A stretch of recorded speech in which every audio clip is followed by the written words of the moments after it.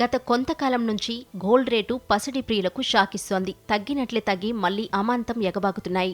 అంతర్జాతీయంగా నెలకొన్న పరిస్థితులు పసిడి ధరల మార్పునకు కారణమవుతున్నాయి.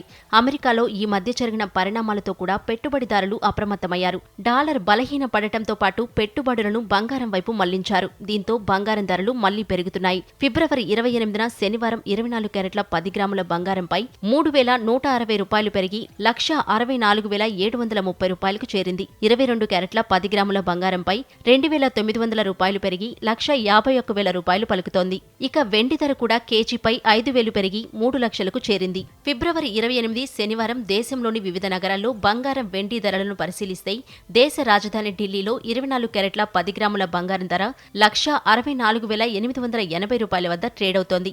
అలాగే 22 క్యారెట్ల బంగారం ధర 1,51,150 రూపాయలు పలుకుతోంది. ముంబై, కోల్కతాలో 24 క్యారెట్ల బంగారం 1,64,730 రూపాయలుంటే 22 క్యారెట్ల బంగారం 1,51,000 రూపాయలు పలుకుతోంది.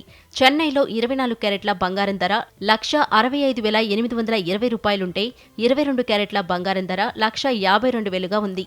తెలుగు రాష్ట్రాల్లోని హైదరాబాద్, విజయవాడ, విశాఖపట్నంలో 24 క్యారెట్ల బంగారం ధర 1,64,730 రూపాయలుంటే 22 క్యారెట్ల బంగారం ధర 1,64,730 రూపాయలు పలుకుతోంది. వెండి ధర కేజీ 3 లక్షల రూపాయలుగా కొనసాగుతోంది.